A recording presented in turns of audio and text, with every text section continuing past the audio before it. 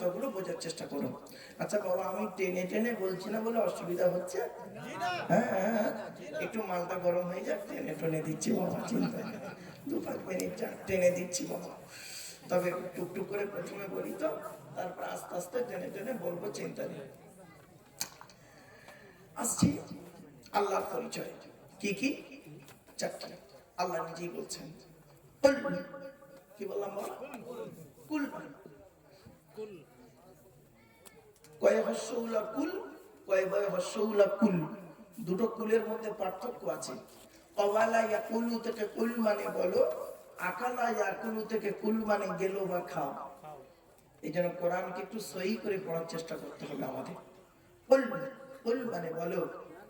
এরকম অনেক শব্দ আছে, উচ্চারণের পার্থক্য হলে মানেও পার্থক্য। দু একটা বললেই বুঝতে পারবেন। আচ্ছা বলুন তো, আমরা কোরআনের সব থেকে ছোট্ট সূরাটি নামাজের মধ্যে পড়ি, ইন্না আ'তাইনাকাল কাউসার ফাসাল্লি লিরাব্বিকা ওয়ানহার। ওয়ানহার, এই গলার ভিতর থেকে হাইটা উচ্চারণ করবেন। ওয়ানহার, হাই হুতি, হাই হাওয়াজ নয়। ফাসাল্লি লিরাব্বিকা ওয়ানহার, এর মানে হচ্ছে নবী তুমি তোমার রবের জন্য নামাজ পড়ো, ওয়ানহার, এবং কুরবানি করো। আর আমরা উচ্চারণ করতে গিয়ে কি করি? ফাসাল্লি লিরাব্বিকা ওয়ানহার। এর মানে শুনবেন, নবী তুমি তোমার রবের জন্য নামাজ পড়ো, ঝোড়া কোদাল নিয়ে খাল কাটো। কোথাকার মানে, কোথায় গেল বা?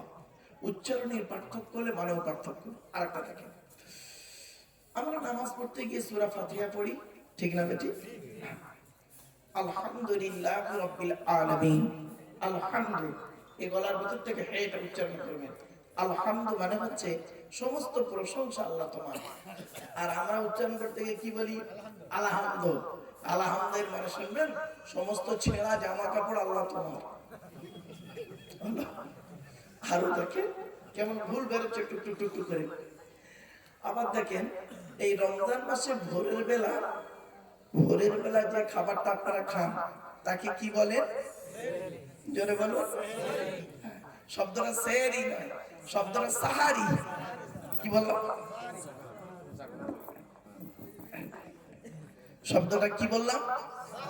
সাহারি, সেহরি নয়। আচ্ছা, দন্তেশ্বয় একাত দিলে কি মানে হয়, আর দন্তেশ্বয় আকাত দিলে কি মানে হয়? দন্তেশ্বয় একাত দিলে মানে হবে জাদু করা, সিগিরুন মানে জাদু করা। আর সাহারুন মানে হলো রাতের শেষ অংশের খাবারকে আরবিতে সাহারি বলে, সেহেরি নয়। তাহলে শব্দটা কি হবে বাবা? সাহারি। এই ভুলগুলো একটু সংশোধন করে নিন। আর একটা দেখেন, টাটকা ভুল বলছি, টাটকা ভুল। কিরকম? আমরা স্বামী স্ত্রী সংসার করতে গিয়ে দেখবেন, স্বামী তার স্ত্রীকে কথা বলতে বলতে ঝগড়া করতে হোক বা বিভিন্ন কারণে তালাক দেয়, তাই না বাবা? বলুন না একটু। বউ যাবে না, ভয় নেই, আমি আছি এখানে। তো শব্দটা কিন্তু তালাক নয়, শুনে নিন। শব্দটা তালাক নয়, শব্দটা হলো তলাক। তোয়ে লামারি কফ, ওর আরবি উচ্চারণ তোয়ে লামারি কফ, ওর বাংলা উচ্চারণ কি? তয়ে বয় লয়াকার ক। তলাক মানে পৃথক দেওয়া, ছেড়ে দেওয়া, ডিভোর্স দেওয়া। আর তেল আমারি ক, তয়াকার লয়াকার ক। তালাক মানে জুড়ে যাওয়া, মিলিত হওয়া, একত্রিত হওয়া, জমা হওয়া। আমরা তলাক না বলে সব তালাক বলি। এই টোটাল কোরআনে তলাক শব্দটা বহু জায়গায় আছে, তালাক শব্দটা কোরআনে মাত্র এক জায়গায় আছে। টোটাল কোরআনে এক জায়গায়। হুজুর কোরআন শরীফ আছে একটা দেন, ছোটটা ছোট, আমাদের তো সুবিধা হবে। তলাক শব্দটা রয়েছে বাবা টোটাল কোরআনে সব জায়গায় আছে তলাক। আর তালাক শব্দটা আছে কোরআনের মাত্র এক জায়গায়, 24 নম্বর পারার 7 নম্বর পৃষ্ঠার 14 নম্বর লাইন, সূরার নাম সূরা মুমিন, আয়াত নাম্বার 15। দেখেন তো স্যার কি আছে শব্দটা? তে আমারই পথ, তাই তো? তো এই একটা জায়গায় আছে মাত্র তালাক, বাকি সব জায়গায় তলাক। তাহলে বাবা উচ্চারণের পার্থক্য হলে মানেও পার্থক্য হয়ে যাবে। ইংরেজিতে অনেক শব্দ আছে, দেখেন বলছি। Meet, M double E T meet, M E A T meat, দুটোই মিট। একটা মিট মানে সাক্ষাৎ করা, একটা মিট মানে মাংস। Be, B E be, B double E bee, দুটোই বি। একটা বি মানে হওয়া, একটা বি মানে মৌমাছি। ম্যাটার, ম্যাটারের দুটো মানে, একটা ম্যাটার মানে ব্যাপার, আবার ম্যাটার মানে কি পদার্থ, যাকে ভেঙে দুটো হয়, একটা অণু একটা পরমাণু। তো বাংলা তো অনেক শব্দ আছে এরকম, দেখেন জ্বালা, বর্গিন জয় বা একে জ্বালা, বর্গিন জয় একে জ্বালা, দুটোই জ্বালা, একটা যন্ত্রণা জ্বালা, একটা পানির জ্বালা। কমল, কৌকার মৌলা কমল, কমল কমল, দুটোই কমল। কৌকার মৌলা কমল মানে নরম, আর কমল কমল মানে পদ্ম ফুল।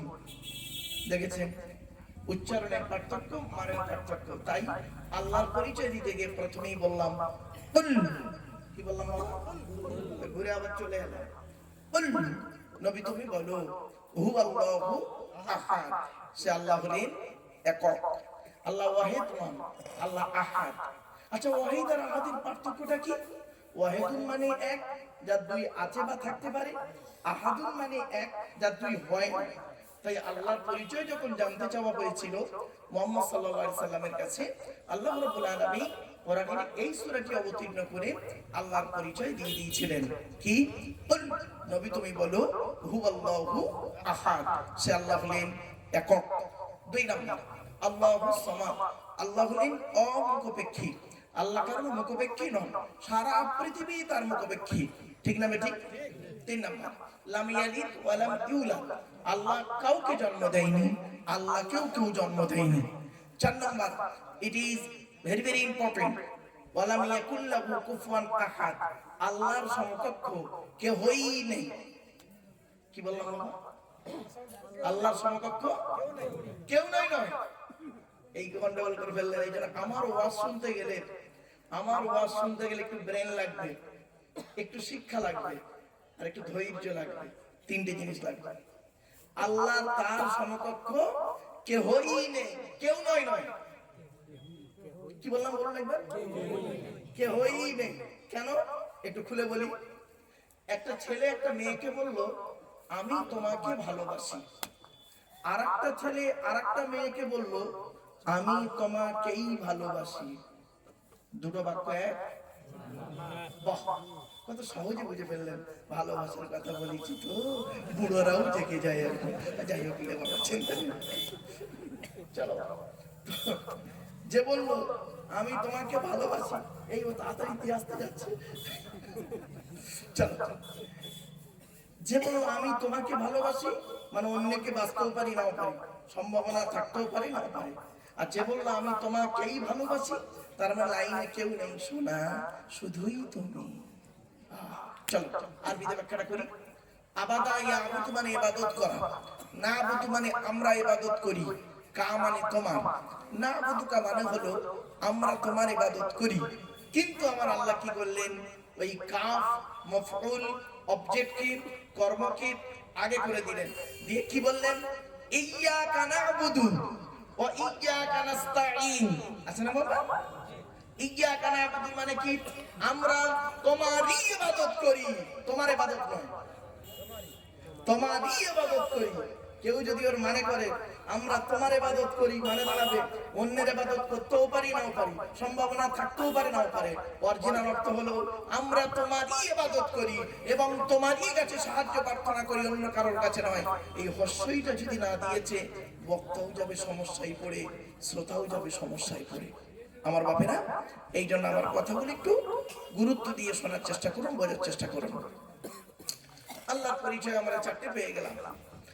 আল্লাহ যুগে যুগে মানুষকে হেদায়েতের জন্য নবী রাসূল পাঠিয়েছেন, সঙ্গে কিতাব পাঠিয়েছেন। নবী এসেছেন অগণিত, নবী এসেছেন, রাসূল অগণিত রাসূল এসেছেন।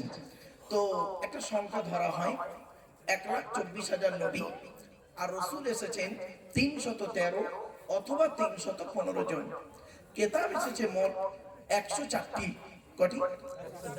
104টি। এবার চলুন কটা কার উপরে এসেছে একটু জেনে নিন। আমাদের আদি পিতা সর্বপ্রথম মানুষের নামটা কি? আদম আলাইহিস সালাতু সালাম। আদম নবীকে আল্লাহ তৈরি করেছেন মাটির 3টি স্তর দিয়ে। কয়টি স্তর? 3টি স্তর। এক নম্বর হলো 3, কোরআনে আছে 3 মানে মাটি। তারপর ওই মাটিটাকে দুর্গন্ধ কাদা যুক্ত করা হয়। তার আরবি কি? হামাইম মাসনুন। 14 নম্বর পারা সূরা হাজারে আছে হামাইম মাসনুন। তারপরে কি করা হলো? ওই কাদাটাকে সলসলিন কাল ফখর, খালাকাল ইনসানা মিন সলসলিন কাল ফখর ওয়া খালাকাল জান্না মিন মারিজিম মিন নার ফাবিআইয়ি আলাই রাব্বিকুমা তুকাযযিবান। সূরা রহমানে আছে। চলো, মাটিকে 3টে স্তর দিয়ে আদম নবীকে তৈরি করলেন। ক্লিয়ার? এবার আসছি আদমের উপরে আল্লাহ রাব্বুল আলামিন 10টি সহিফা দিয়েছিলেন। কটা? 10টা। আদম নবীর উপরে এলো 10টা কিতাব, সহিফা, ছোট ছোট 10টা। ইব্রাহিম নবীর উপরে এসেছে 10টা। কত হলো? 20টা। ইদ্রিস নবীর উপরে এসেছে 30টা। কত হলো? 50। শীষ নবীর উপরে এসেছে 50টা। 100। মুসা নবীর উপরে এসেছে 1টা। দাউদ নবীর উপরে এসেছে 1টা। ঈসা নবীর উপরে এসেছে 1টা। শেষ নবী মুহাম্মদ সাল্লাল্লাহু আলাইহি ওয়াসাল্লামের উপরে এসেছে 1টা। 104 হয়েছে। এবার চলুন, মুসা নবীর উপরে যে কিতাবটি এসেছিল, কিতাবটির নাম হলো তাওরাত। সেটা কত পারা বা খণ্ড? 1000 পারা বা খণ্ড। মুসা নবীর উপরে যে কিতাব নাযিল হয়েছিল, কিতাবটি এসেছে কবে? রমজান মাসের 6 তারিখে। কত তারিখ? 6 তারিখ। এর মাথায় রাখবেন এগুলো। তারপরে দাউদ নবীর প্রতি একটি কিতাব আল্লাহ দিলেন, কিতাবটির নাম হলো ওয়াতিনা দাউদ জবুর। জবুর কিতাব কত পারা বা খণ্ড? 150 পারা বা খণ্ড। কত? 150। জবুর কিতাব এসেছে দাউদ নবীর উপরে কবে? 12ই রমজান। তারপরে আল্লাহ পাক করলেন কি? মানুষের হেদায়েতের জন্য, সঠিক পথে চালনা করানোর জন্য একটি কিতাব পাঠালেন, সঙ্গে একটি নবী পাঠালেন। কিতাবটির নাম হলো ইনজিল, যাকে বলে Bible. Old testament, new testament, তার দুটো ভাগ। আর নবীটার নাম হলো ঈসা নবী। কিতাবটি এসেছে 27 পারা। ওটা ছিল 27 খণ্ড বা 27 পারা। এসেছে কবে? রমজান মাসের 18 তারিখে। সর্বশেষ কিতাব পবিত্র কোরআন মাজিদ মুহাম্মদ সাল্লাল্লাহু আলাইহি ওয়াসাল্লামের উপরে নাযিল হয়েছে 30 পারা। এসেছে কবে? 24শে রমজান। 24শে রমজান অর্থাৎ লাইলাতুল কদরের রাত। ইন্না আনজালনাহু ফি লাইলাতুল কদর। ক্লিয়ার? লাইলাতুল কদরের রাত। এখন কদরের রাত বলতে কি? রাসূল করিম সাল্লাল্লাহু আলাইহি ওয়াসাল্লাম বলেছেন 20-র পর থেকে বেজর রাতগুলো হলো লাইলাতুল কদরের রাত, তোমরা তালাশ করো। ব্যাস। আজকে আমাদের আলোচনার বিষয় হলো কি? আল্লাহর কিতাব, মুহাম্মদ সাল্লাল্লাহু আলাইহি ওয়াসাল্লামের সুন্নাহ। তাই তো নাকি? হ্যাঁ, ব্যাস। আসছি, আল্লাহর পরিচয় দিয়ে দিয়েছি, এবার আল্লাহর কিতাবের পরিচয়টা দিই। আল্লাহর কিতাবের পরিচয় হলো এই কোরআন জিবরাইলের মাধ্যমে হযরত মুহাম্মদ সাল্লাল্লাহু আলাইহি ওয়াসাল্লামের উপরে আল্লাহর তরফ থেকে 610 খ্রিস্টাব্দে 1 ফেব্রুয়ারি সোমবার। কত বললাম? কত খ্রিস্টাব্দে বললাম বাবা? 610। কত? এগুলো মনে রাখবেন। 610 খ্রিস্টাব্দে 1 ফেব্রুয়ারি সোমবার। আজকের কত খ্রিস্টাব্দ? নভেম্বরের কত তারিখ বাবা আজকে? 15, 14, 15, 14 তারিখ। নভেম্বরের 14 তারিখ কত খ্রিস্টাব্দ? 2024। কি বার? বৃহস্পতিবার। আজ থেকে মাইনাস প্লাস করুন, কতদিন আগে কোরআন নাযিল হয়েছে পেয়ে যাবেন। একদম সহজ সরল। 610 খ্রিস্টাব্দে 1 ফেব্রুয়ারি সোমবার ছিল সেদিন। আর আজকের তারিখটাকে মাইনাস প্লাস করুন, বলে পেয়ে যাবেন। গারে হেরা নামক গুহাতে কোরআন নাযিল হয়েছে। কোরআনের প্রথম বাক্য হলো ইকরা, রিড, পড়ো পড়ো পড়ো। এই কোরআনে আছে 82 জায়গায় নামাজের কথা বিভিন্ন অ্যাঙ্গেলে, 92 জায়গায় রয়েছে লেখাপড়ার কথা, পড়ো পড়ো। আর 250 রকমের হারাম আয়াত আছে। কত রকম? 250 রকমের হারাম, 250 রকমের হালাল আছে। ক্লিয়ার?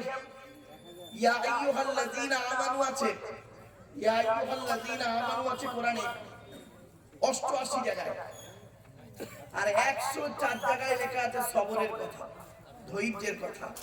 সেই জন্য বাবাদের বলি, আপনারা একটু ধৈর্য সহকারে আমার বলার সুযোগটুকু দিন, এই অনুরোধ আমি আপনাদের কাছে একটু করছি। বাবা শোনেন তো, কোরআনের পরিচয় সংক্ষেপে দিলাম। ওর ভিতরে কি আছে?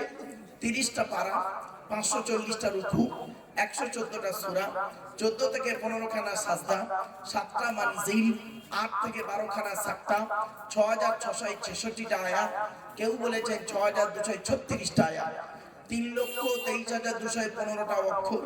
এ কোরআন 22 বছর 9 মাস কয়েকদিন, কম বেশি 23 বছর ধরে কোনো ঘটনাকে কেন্দ্র করে, কোনো ব্যক্তিকে কেন্দ্র করে, কোনো বস্তুকে কেন্দ্র করে কোরআনের আয়াতগুলো নাজিল হয়েছে। 6000-এর আয়াত নাজিল হয়েছে, 12,000 জায়গায় নাজিল হয়েছে। জোরে বলুন সুবহানাল্লাহ। 12,000 জায়গায় নাজিল হয়েছে 6000 আয়াত। আপনারা জানেন বাবা। এবার আসছি নবীদের পরিচয়টা এবার দিই। নবীদের পরিচয় কটা বলেছিলাম বাবা? কটা? 3টা। কি কি? 1 নাম্বার, যিনি নবী হবেন তার চরিত্র উত্তম হতে হবে। পৃথিবীতে যত নবী আল্লাহ পাঠিয়েছেন, প্রত্যেক নবীর চরিত্রকে আল্লাহ পাক উত্তম করে পাঠিয়েছেন। কোন নবীর চরিত্র খারাপ নয় বাবা, এই ধারণা রাখবেন না। 2 নাম্বার হলো, নবী হতে গেলে তার পরিচয় হলো আল্লাহর তরফ থেকে ওহী নাযিল হতে হবে। 3 নাম্বার, নবী হতে গেলে তার পরিচয় হলো তার দ্বারাই অলৌকিক ঘটনা ঘটতে হবে, যাকে বলে মুজিজা।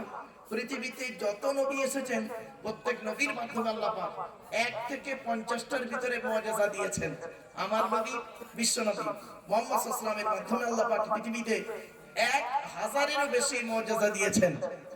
সেই 1000 মুজিজার ভিতরে সর্বশ্রেষ্ঠ হলো এই কোরআনুল মাজিদ নাযিল করা। আমার বাপেরা, এই অনুরোধ আপনাদের কাছে করে যাচ্ছি। কোরআন এমন এক কিতাব, ছোট্ট একটি एग्जांपल আপনাদের কাছে পেশ করছি। আমার ধারণা ঠিক হতে পারে, ভুল হতে পারে। আবার বলছি, আমার ধারণা ঠিক হতে পারে, ভুল হতে পারে। এখানে যত পুরুষ বসে আছেন, বেশিরভাগ পুরুষ কোরআন পড়তে পারে না। কথাটা ঠিক না বেঠিক? হ্যাঁ। আর যত মহিলা আমার মা বোনরা বসে আছে, আমার ধারণা বেশিরভাগ মেয়ে ছেলে কোরআন পড়তে পারে। ঠিক না বেঠিক? আচ্ছা, এটা হলো কেন? এটা হলো কেন? ছেলেরা তো, এই মেয়েরা তো জলসা দেয় না, জলসা দেয় তো পুরুষরা, তাই তো? তারাই তো কালেকশন করে, তার মেয়েরা চাঁদা দেয়। এতটুকু, এর বেশি তার কিছু করে না। তাহলে আপনারা এরকম বললেন কেন? সমাজ এরকম হলো কেন যে মেয়েরা কোরআন পড়তে পারে, বেশিরভাগ মেয়ে, আর বেশিরভাগ ছেলে কোরআন পড়তে পারে না? এর জন্য দায়ী আমি বলি 6 জনকে দায়ী করি।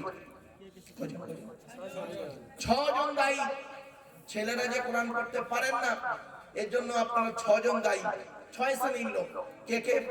1 নাম্বার, ও নিজে পারে না, ও নিজে দায়ী। 2 নাম্বার, ও জন্মদাতা বাপ দায়ী। 3 নাম্বার, পেটে ধরা মা দায়ী। 4 নাম্বার, ওর শ্বশুর দায়ী। 5 নাম্বার, ও শাশুড়ি দায়ী। 6 নাম্বার হলো যারা বিয়েতে দেখাশোনা করতে গেছে তারা দায়ী। ঠিক না বেঠিক? আপনারা যখন মেয়ে দেখতে গিয়েছিলেন, মেয়ে দেখতে, এখানে দেখাশোনা করে বিয়ে হয় তো নাকি? নাকি অনলাইনে হয়ে যায় সব? ও দেখাশোনা আছে, দেখাশোনা। তো দেখাশোনা করে বিয়ে করেন যখন, মেয়েকে যখন দেখতে যান, আপনারা তখন কি করেন? মেয়েটাকে প্রথম প্রশ্ন করেন, তোমার নাম কি? তো মেয়েটা তার নাম বললো। ধরুন একটা নাম একটা ধরে নিন, মোসাম্মদ জঞ্জালি খাতুন। তো তোমার বাপের নাম কি? তো একটা নাম ধরে নিন, মেয়েটি বললো মোহাম্মদ চিটিংবাজ আলী মোল্লা। দেখবে, তোমার মায়ের নাম কি? তো মোসাম্মদ হিংসুটি বিবি। একটা ধরে নিন। আপনি মেয়েটাকে বললেন তুমি কোরআন পড়তে পারো? মেয়েটা বললো হ্যাঁ পারি। তো বললো পড়ো। কত লোকের সামনে তার কোরআন পড়া শুনলেন, ভালো কথা। কিন্তু মেয়ের তরফ থেকে যখন ছেলের বাড়িতে গিয়েছিলেন, ছেলেকে কি প্রশ্ন করেছিলেন?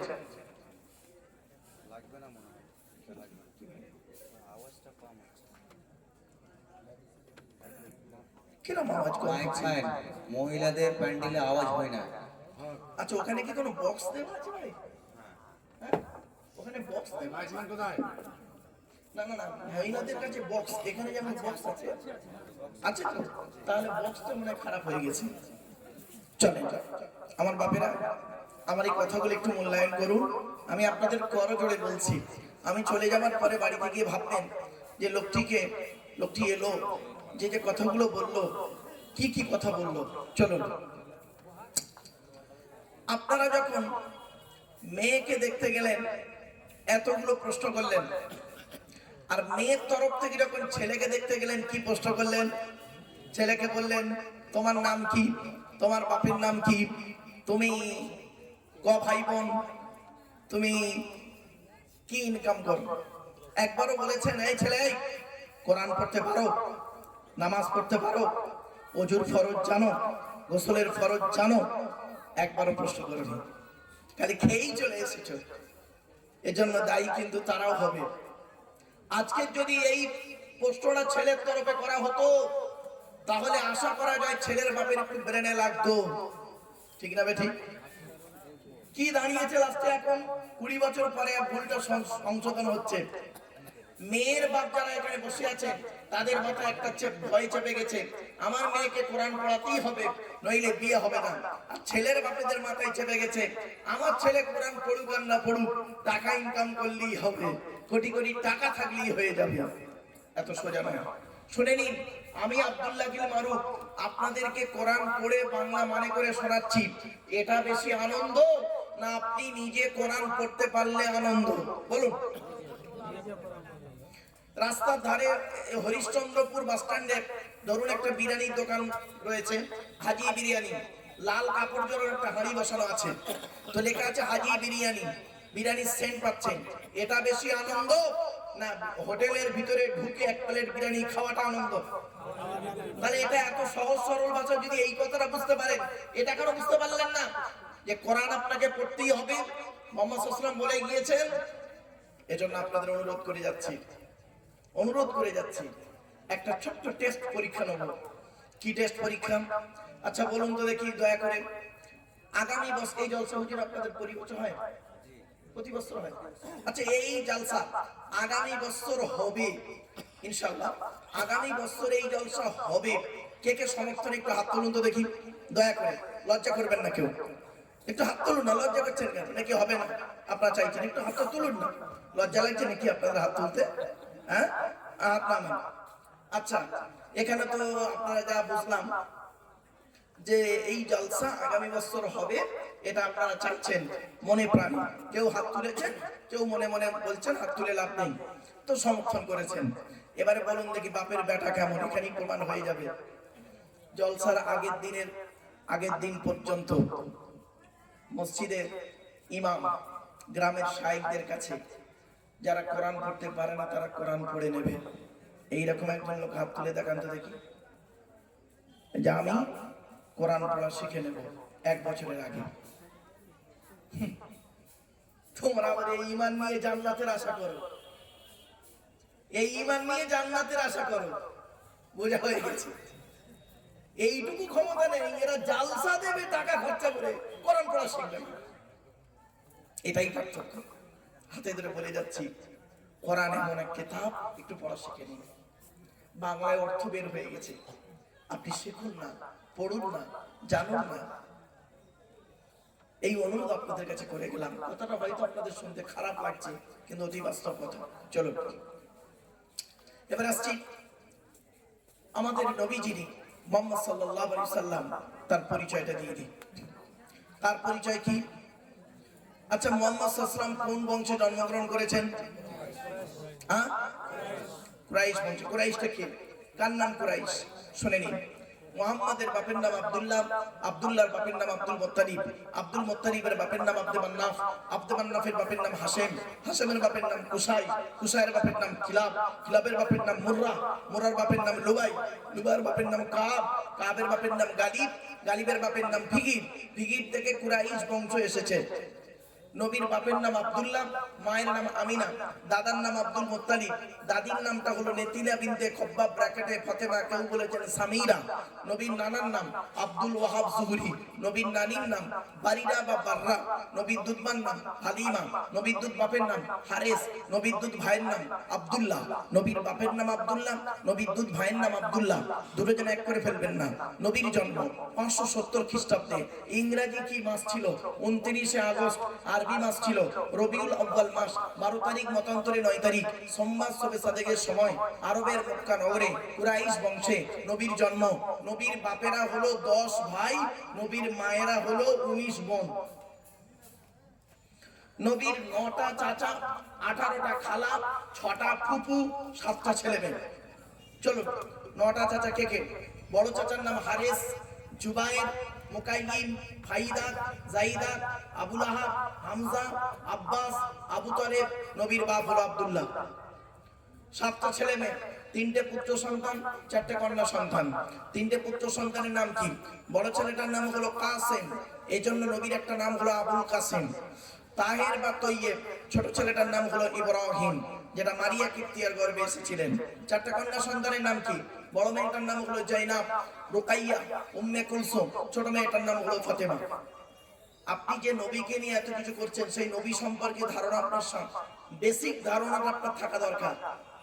বেসিক ধারণাটা আপনার থাকা দরকার।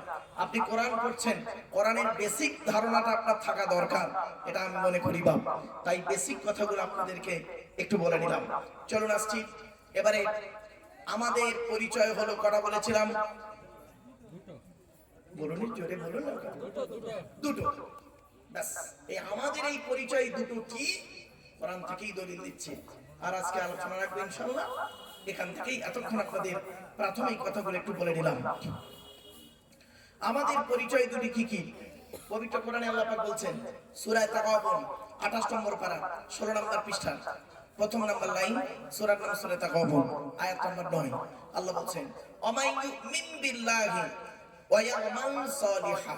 এই দুটি জিনিস। এক নম্বর, আল্লাহ বলছেন পৃথিবীতে যতদিন বাঁচবে 100% আমি আল্লাহ আমার উপরে বিশ্বাস করবে। 100% আল্লাহকে বিশ্বাস করবে। আমাদের বিশ্বাসটা আল্লাহর উপরে 100% আমরা মুখে বলি, কাজে কিন্তু আমরা 100% দেখাই না। মুখে কিন্তু বলি আল্লাহকে 100% বিশ্বাস করি, কাজে কিন্তু 100% করি না।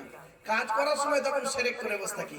তখন ডাক্তারকে বলি, মাঝিকে বলি, মাঝি ছিল বলে আমরা বেঁচে গেছি, ডাক্তার ছিল বলে আমার বউ বাচ্চা বেঁচে গেছে, নইলে বলে যেত। মুখে আমরা বলছি 100% আল্লাহকে বিশ্বাস করি।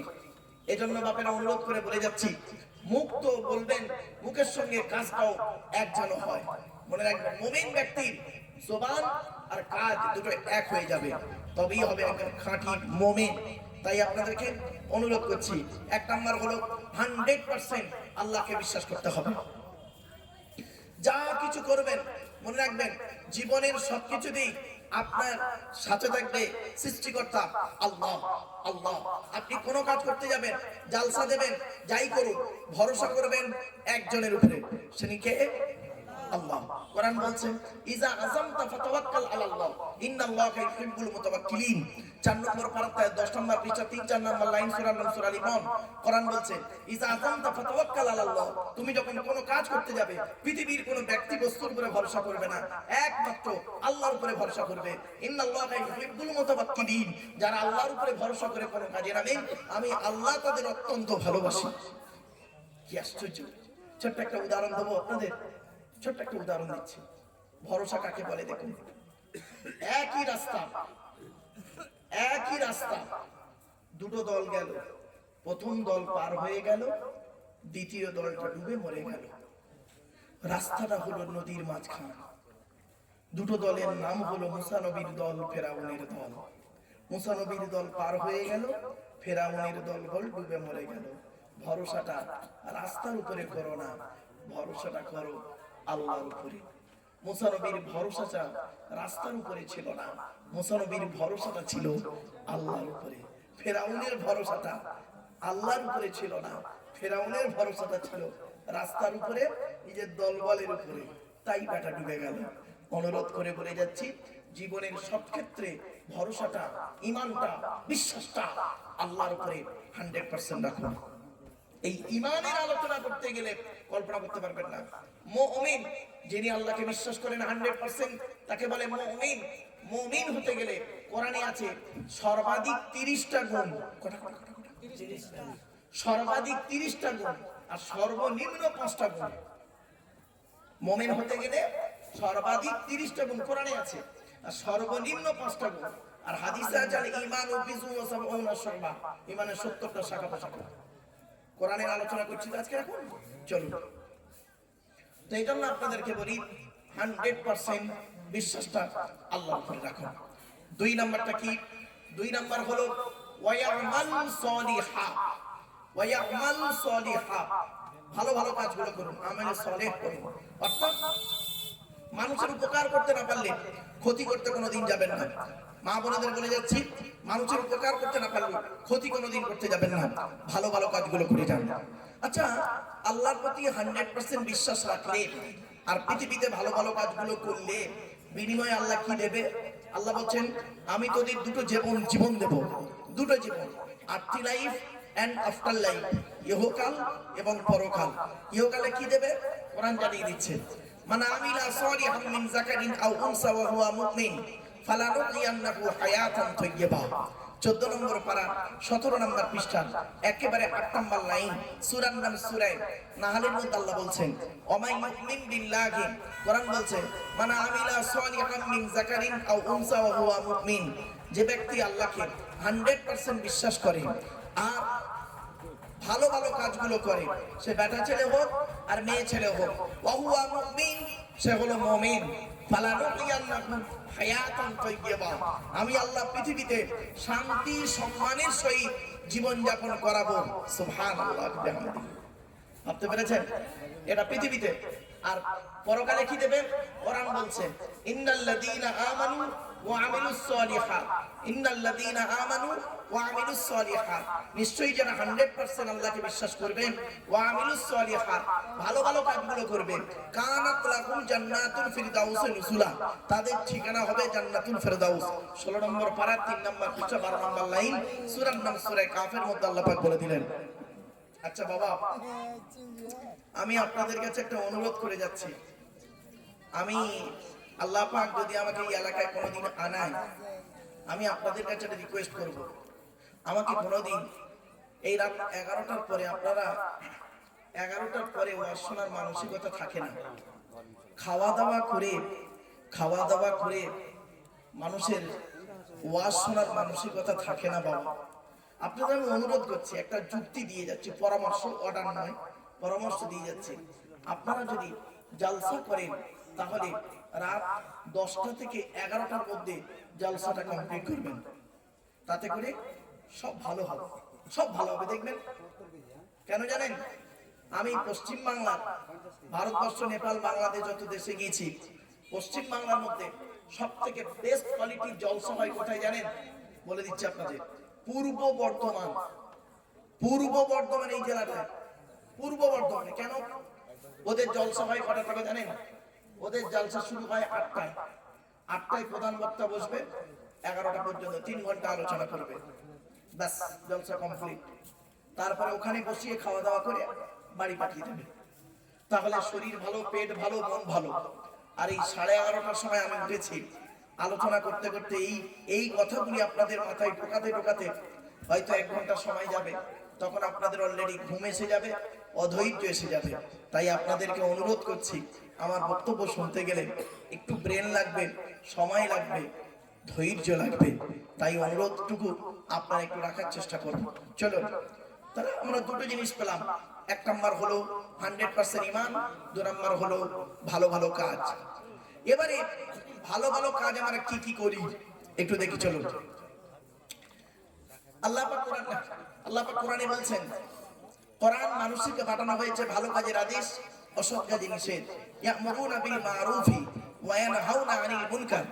আল্লাহ পাক বলছেন ভালো কাজের আদেশ করবে, অসৎ কাজে নিষেধ করবে।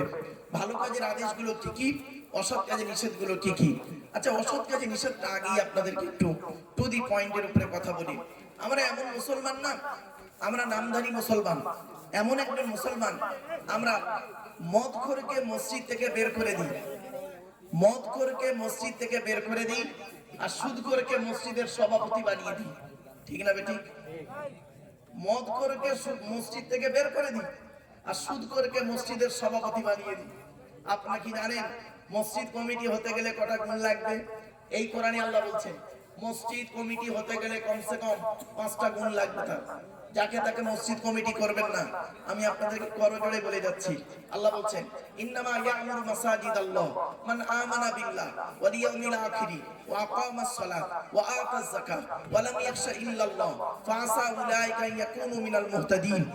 পবিত্র কোরআনের 10 নম্বর পারা একেবারে 8 নম্বর পৃষ্ঠা 9 নম্বর লাইন সূরার নাম সূরা তাওবা 18 নম্বর আয়াত আল্লাহ বলছেন আল্লাহর ঘর মসজিদের দায়িত্ব তারাই নেবে যে ব্যক্তি 100% আল্লাহকে বিশ্বাস করবে। 2 নম্বর হলো কি কিয়ামতকে 100% বিশ্বাস করবে। 3 নম্বর হলো ওয়া আকামাস সালাত 5 ওয়াক্ত নামাজ আদায় করবে। দুঃখের বিষয় কি জানেন, এখানে অনেক মানুষ বসে আছেন, এমন মানুষ আছেন যারা আজকের ঈশার নামাজটাও ঠিকমতো পড়েনি। আফসোস, অনুরোধ করে বলে যাচ্ছি নামাজ কারোর জন্য মাপ নাই। নামাজ আপনাকে পড়তেই হবে। দাঁড়িয়ে দাঁড়িয়ে পড়তে যদি না পারেন বসে বসে পড়তে হবে, বসে বসে যদি না পারেন শুয়ে শুয়েও পড়তে হবে, তাতেও যদি না পারেন ইশারাতেও নামাজ পড়তে হবে, তবে নামাজ আপনার জন্য মাপ নাই। তবে বিশেষ কিছু ব্যক্তি বিশেষ কিছু কারণ ছাড়া, কথাগুলো মাথায় ঢুকছে কিছু, এটা মাথায় রাখা। এরপরে আসছি মানুষের উপকার করতে না পারলে ক্ষতি করতে যাবেন না। আমরা মানুষের ক্ষতি করতে পারলে বাঁচি, এই কাজ থেকে দূরে সরে থাকুন। তাই আদম নবীর উপরে 10টা সহিফা নাজিল হয়েছিল। কটা মনে পড়ছে না? ভুলে গেছে? 10টা সহিফা নাজিল হয়েছিল। কি কি 10টা? সেই 10টা একটু দয়া করে শুনে নিন। আদম নবীর উপরে যে 10টা নাজিল হয়েছে, ইব্রাহিম নবীর উপরে সেই 10টাই নাজিল করা হয়েছে পরে। তারপরে মুসা নবীর উপরে, ঈসা নবীর উপরে, প্রত্যেক নবীর উপরে তাদের ভাষায় সেই 10টা নাজিল হয়েছে। আখেরি নবী মুহাম্মদ সাল্লাল্লাহু আলাইহি ওয়াসাল্লামের উপরে সেই 10টা হারাম জিনিস নাজিল হয়েছে। সেই 10টা হারাম দয়া করে একটু শুনে যান, অনুরোধ করে বলে যাচ্ছি, দয়া করে একটু শুনে যান। এই 10টা হারাম আয়াত কি কি কোরআনে আছে?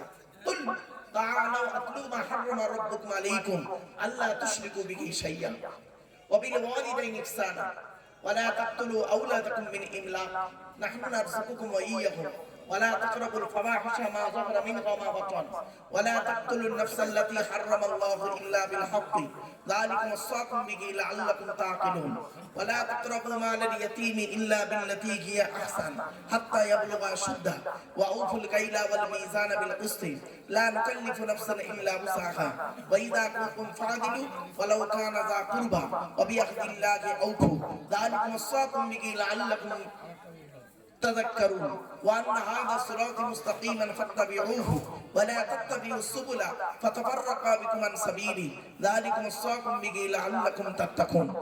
এই 10টা হারাম আয়াত দয়া করে এর বাংলা অর্থটা সংক্ষিপ্ত আলোচনা একটু শুনে যান। আসছি, আল্লাহ পাক বললেন নবী তুমি বলো তাআলাউ আতলু মা হারামা রাব্বুকুম আলাইকুম, তোমরা এসো আমি তোমাদেরকে তেলাওয়াত করে শোনাবো। কি শোনাবো? যেটা আল্লাহ পাক তোমাদের জন্য হারাম করেছে। 1 নাম্বার হলো আল্লাহ তুশরিকু বিহি শাইয়্যা। 1 নাম্বার হলো আল্লাহর সঙ্গে কাউকে শরীক করো না। বাপেরা, সকলের গুনাহ আল্লাহ মাফ করলে করতে পারেন। ইন্নাল্লাহা লা ইয়াগফিরু আন ইউশরাকা বিহি, আল্লাহ বলছেন শিরককারীর গুনাহ আল্লাহ কোনোদিন মাফ করবে না। এজন্য শিরিক থেকে দূরে সরে থাকবেন। মা বোন বাবাজি যুবক ভাইদেরকে বলে যাচ্ছি, শিরিক জিনিস থেকে দূরে সরে থাকবেন। আল্লাহ তুশরিকু বিহি শাইয়্যা, আল্লাহর সঙ্গে কাউকে শরীক করো না। 2 নাম্বার হলো, আচ্ছা আপনারা আল্লাহর সঙ্গে শরীক করেন না তো? একটা ছোট্ট উদাহরণ দেবো, রাগ করবেন না। দেখবেন অনেকে কসম খায়, মা বোনেরা অনেকে কসম খায়। কসম বোঝেন? কসম, হ্যাঁ শুনে নিন, কসম যখন করবেন আল্লাহর কসম করবেন। আল্লাহ ছাড়া অন্যের কসম করা হবে মুশরিক। রাসূল বলেছেন মান হালাফা বিগাইরিল্লাহি ফাকাদ আশরাকা, যে ব্যক্তি আল্লাহ ছাড়া অন্যের নামে কসম করবে ও মুশরিক হয়ে যাবে। বাপেরা, পীরের কসম, মাজারের কসম, বাপের কসম, মেয়ের কসম, ছেলের কসম, ভালোবাসার কসম, কোনো কসমই চলবে না। কসম যখন করবেন একমাত্র আল্লাহর কসম করবেন। আর কসম করে যদি কসমটাকে ভেঙে ফেলেন, কোরআন বলছে কসমের কাফারা দিতে হবে, জরিমানা দিতে হবে। কসমের জরিমানা কি কোরআনে বলা হয়েছে 89 নম্বর আয়াতে সূরা মাইদার, ফাকাফারাতুহু ইতআমু আশরাতি মাসাকিন, 10টা ফকির খাওয়াতে হবে, অথবা 10টা ফকিরকে কাপড় দান করতে হবে, অথবা একটা গোলাম আজাদ করতে হবে। যদি তা না পারো ফামাল্লাম ইয়াজিদ ফাসিয়ামু সালাসাতি আইয়াম, 3টা রোজা রাখতে হবে, তবে কসমের জরিমানা হবে। এজন্য আপনাদেরকে অনুরোধ করে বলে যাচ্ছি, কসম যখন করবেন আল্লাহর কসম করবেন, আর কসম যখন ভেঙে ফেলবেন তখন কাফারা দিয়ে দেবেন। এই অনুরোধটুকু রইল। এবারে আসছি আল্লাহ তুশরিকু বিহি শাইয়া, শিরক হলো সবথেকে বড় গুনাহ। আল্লাহ পাক কোরআনে বলছেন ইন্নাশ শিরকা লাযুলমুন আযীম, শিরক হলো সবথেকে বড় গুনাহ।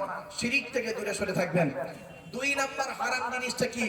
অবিল ওয়ালিদাইনি ইহসানা, পিতামাতার অযত্ন করা, পিতামাতার অভক্তি করা, পিতামাতার গালিগালাজ করা, পিতামাতার অবাধ্য হওয়া, পিতামাতার সঙ্গে খারাপ আচরণ করা। কোরআনে বলা হয়েছে অবিল ওয়ালিদাইনি ইহসানা, পিতামাতার সেবা যত্ন করো, পিতামাতার সঙ্গে ভালো আচরণ করো। ছোট্ট দুটো উদাহরণ দিয়ে দিচ্ছি। টোটাল কোরআনে আল্লাহ রাব্বুল আলামিন পিতামাতার সেবা যত্ন সম্পর্কে কোথায় কোথায় বলেছে একটু দেখে নিন। 1 নম্বর পারার 11 নম্বর পৃষ্ঠার 12 নম্বর লাইন, সূরার নাম সূরা বাকারা। আল্লাহ বলছেন অবিল ওয়ালিদাইনি ইহসানা, পিতামাতার সেবা যত্ন করো। 2 নম্বর কোথায় লেখা আছে? 2 নম্বর পারা 12 নম্বর পৃষ্ঠার 13 নম্বর লাইন, সূরার নাম সূরা বাকারা। আল্লাহ পাক বলছেন ইসআলুনাকা মাযা ইউনফিকুন কুল মা আনফাকতুম মিন খায়রিন ফালিল ওয়ালিদাইনি ওয়াল আকরাবিন। ছোট্ট একটি উদাহরণ দিচ্ছি। আল্লাহ নবীর কাছে একজন সাহাবী এসেছিলেন, প্রচুর টাকার মালিক, নাম হলো আমর জামুহ রাদিয়াল্লাহু তাআলা আনহু। উনি এসে রাসূলুল্লাহকে বলছেন ইয়া রাসূলুল্লাহ, ইয়া হাবিবাল্লাহ, হুজুর আল্লাহ পাক আমাকে অনেক অর্থ দিয়েছে, টাকা পয়সা কোথায় ব্যয় করলে আল্লাহ খুশি হবে যদি একটু বলে দিতেন। তো আল্লাহ পাক ওনাকে কেন্দ্র করে কোরআনের এই আয়াতটি নাযিল করলো, ইসআলুনাকা মাযা ইউনফিকুন, নবী তোমাকে ওরা প্রশ্ন করছে টাকা পয়সা কোথায় ব্যয় করলে খুশি হবে আল্লাহ। কুল, নবী তুমি বলো মা আনফাকতুম মিন খায়রিন ফালিল ওয়ালিদাইনি ওয়াল আকরাবিন। আল্লাহ পাক বলছেন নবী তুমি বলো টাকা পয়সা বেশি ব্যয় করবে কার পিছনে? বুড়ো বুড়ি বাপ আর মায়ের পিছনে টাকা ব্যয় করবে, আল্লাহ খুশি হয়ে যাবে। আজকে আমরা কি করেছি? বুড়ো বুড়ি বাপ মার পিছনে পয়সা ব্যয় করা ভুলে গেছি, টাকা পয়সা ব্যয় করেছি অন্যের পিছনে। শুনে নিন, আপনাদের বলে যাচ্ছি, যারা বিদেশে থাকেন, অন্য রাজ্যে চাষবাস করেন, অন্য রাজ্যে ব্যবসা বাণিজ্য করেন, কাজকর্ম করেন, তাদেরকে আমি অনুরোধ করে বলে যাচ্ছি, টাকা পয়সা আপনি সর্বপ্রথম ব্যয় করবেন বুড়ো বুড়ি বাপ আর মায়ের পিছনে, তারপরে স্ত্রী ছেলে মেয়ের পিছনে। মনে রাখবেন, বাপ আর মা হলো অমূল্য রত্ন, বাপ আর মা হলো অমূল্য রত্ন। তাদেরকে যদি আপনি কাঁদান, মনে রাখবেন এই পৃথিবীতে আল্লাহ ছাড় দেয়, ছেড়ে দেয় না। আল্লাহ ছাড় দেয়, ছেড়ে দেয় না, এই কথাটি আপনারা মাথায় রাখুন। তাই আল্লাহ পাক বললেন যে নবী তুমি বলে দাও উত্তম টাকা পয়সা খরচা হলো বাপ আর মায়ের পিছনে। অনেক ব্যক্তি এখানে বসে আছেন, ওখানে মা বোনদের কাছে আছেন, এখানেও আছেন। আল্লাহ রাসূল বলেছেন 3 ব্যক্তির দোয়া আল্লাহর দরবারে কবুল হয়। সালাসু দাওয়াতিন মুস্তাজাবাতিন লা শাক্কা ফীহি, 3 ব্যক্তির দোয়া আল্লাহর দরবারে কবুল হয়, কোনো মিস যায় না। 1 নাম্বার হলো দাওয়াতুল মাজলুম, অত্যাচারকৃত মানুষের দোয়া। কোন স্বামী যদি তার স্ত্রীর উপরে অন্যায়ভাবে অত্যাচার করে, ওই স্ত্রী যদি বলে খোদা গো আমি অন্যায় করিনি, আমার স্বামী আমার উপরে নির্মমভাবে অত্যাচার করছে, আল্লাহর তরফ থেকে গজব পড়বে, বলতে আর হবে না। অনেক শাশুড়ি আছে দেখবেন, নিজের মেয়েকে খাইয়ে নিয়ে ঘরের ভেতর ঢুকে পড়লো, বৌমা পরের মেয়ে খেয়েছে কিনা খবর নিল না। শাশুড়ি মায়েরা, আপনি বৌমার প্রতি একটু ভালো ব্যবহার করুন। অনেক শাশুড়ি আছে দেখবেন, ননদ আছে দেখবেন, ননদ ভাইয়ের কানে কামড়াচ্ছে যাতে ভাই ভাবিকে মারে, এই ধান্দা করে। যুবতী বোনেরা শুনে নাও, ঘুঁটে পড়ে গোবর হাসে, ঘুঁটে বলে তোরও একদিন আছে। তুমি ভাবি পরের মেয়েকে যদি আপন করতে না পারো, আল্লাহ তোমারও মেয়ে দিয়েছে লোকের বাড়ি বৌমা, তোমাকেও একদিন লোকের বাড়ি ভাবি হয়ে যেতে হবে। আল্লাহর তরফ থেকে গজব পড়বে, বলতে আর হবে না। অনেক বৌমাও আছে দেখবেন ডেঞ্জার, স্বামীর ইনকাম বেশি, স্বামীটাকে নিয়ে ছেলেটাকে মেয়েটাকে নিয়ে খালি আলাদা খালার ধান্দা করছে। একই দিয়ালের এপারে স্বামী স্ত্রী ছেলে মেয়েকে নিয়ে মুরগির গোস্ত দিয়ে ভাত খাচ্ছে, আর দিয়ালের ওপারে শ্বশুর শাশুড়ি বুড়ো বুড়ি আলু ছানা ডাল খাচ্ছে। ওই বৌমার একটু বিবেকে বাঁধলো না, আজকের আমার মাম্মা যদি থাকতো তাহলে আমি গোপনে এক পেয়ালা তরকারি দিয়ে আসতাম। এ বৌমা, তুমি মুফতি সাহেবের মেয়ে হও, হাজী সাহেবের মেয়ে হও, তুমি তোমার শ্বশুর শাশুড়িকে নিজের বাম্মার মতো ভক্তি শ্রদ্ধা যদি করতে না পারো, তোমার মতো বৌমাও হলো জাহান্নামী। ইসলাম কোনোদিন এক পেশে কথা বলে না।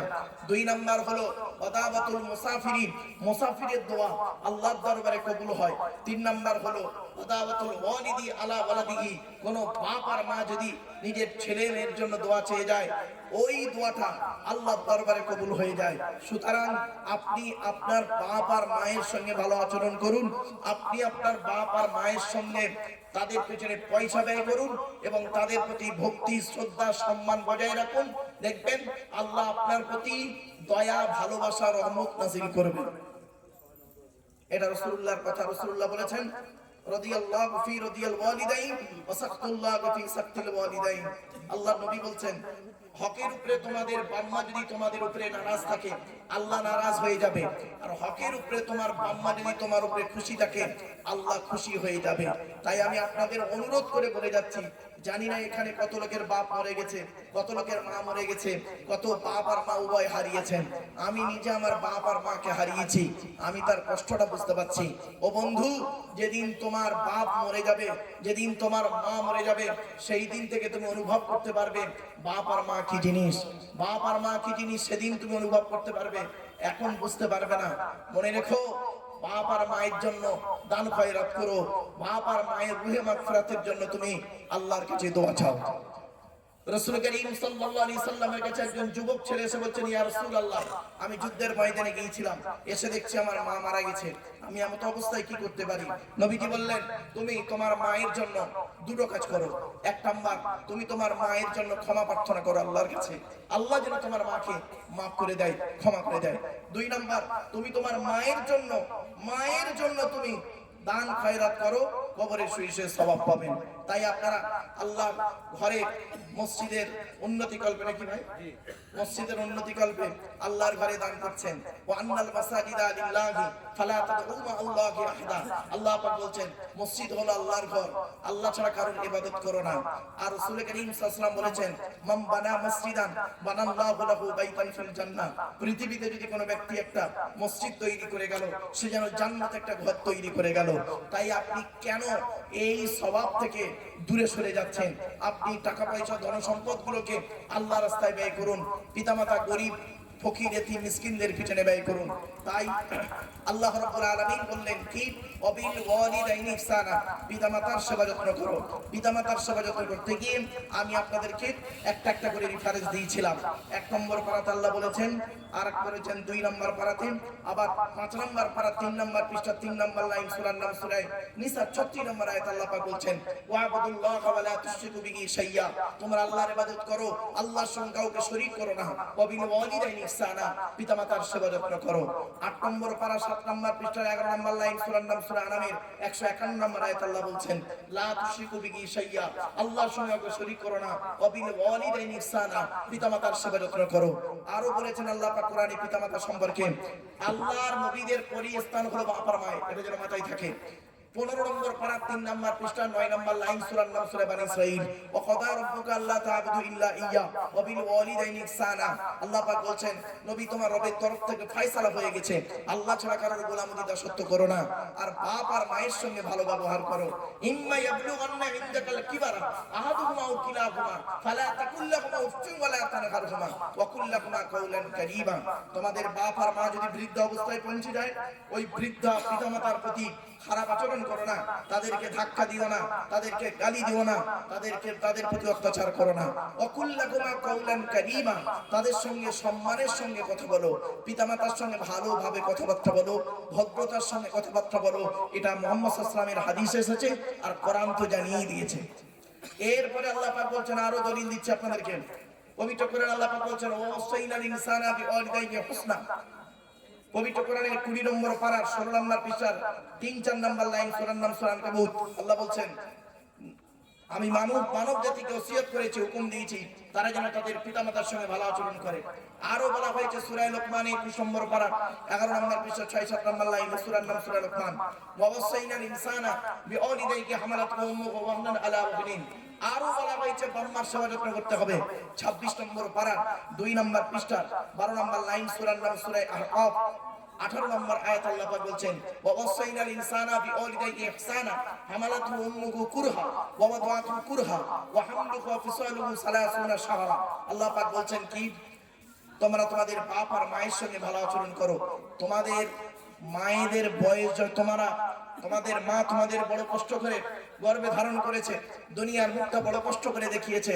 সন্তান তুমি যত বড় আলেম, হাফেজ, মাস্টার, ডাক্তার, ইঞ্জিনিয়ার, প্রফেসর হও না কেন, ইন্নাল জান্নাতা তাহতা আকদামিল উম্মাহাত, হে ছেলে মেয়েরা, তোমাদের জান্নাত হলো তোমাদের বাপ আর মায়ের পায়ের তলায়। সুতরাং বাপ আর মায়ের সঙ্গে ভালো আচরণ করো। তাই 10টা হারামের মধ্যে 1 নম্বর হারাম ছিল কি, আল্লাহর সঙ্গে শরীক করবেন না, হারাম।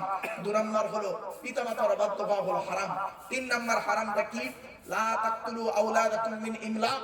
আল্লাহ বলছেন, তোমরা তোমাদের সন্তানদেরকে হত্যা করো না।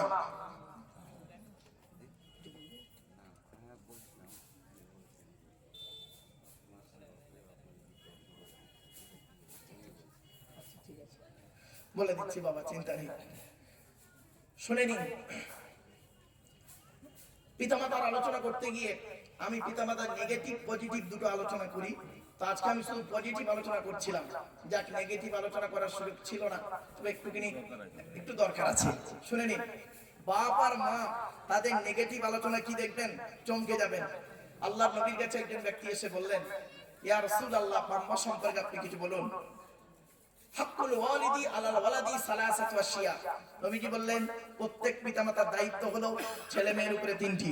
1 নাম্বার আইয়াকসিনা ইসমাহু, ছেলে মেয়ে জন্মগ্রহণ করলে সুন্দর সুন্দর নাম রাখতে হবে। ডান কানে আযান দেবেন, বাম কানে ইকামত দিলেন, অর্থ থাকলে আকিকা করলেন। 2 নাম্বার হলো ওয়াইদা ওয়ালাদা ওয়া ইউআল্লিমুহুল কিতাব। নবীজি বললেন, ছেলে মেয়ে যখন কথাবার্তা বলতে শিখবে, তাদেরকে লেখাপড়া শেখাবে, কোরআনের শিক্ষা দেবে, তাদেরকে লেখাপড়া শেখাবে।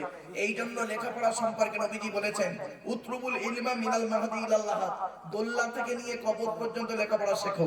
এই জন্য অনুরোধ করে আপনাদের বলে যাচ্ছি, ছেলে মেয়েকে লেখাপড়া শেখান, এ দায়িত্ব আপনাদের। আপনি বাম্মা যদি লেখাপড়া না শেখান, তাহলে আপনার ছেলে আপনার প্রতি খারাপ আচরণ করবেই, এটাই স্বাভাবিক। শুধু তাই নয়, এজন্য আপনাদেরকে বলে যাচ্ছি, পিতামাতার অনেক ভুল আছে। কি ভুল শুনে নিন।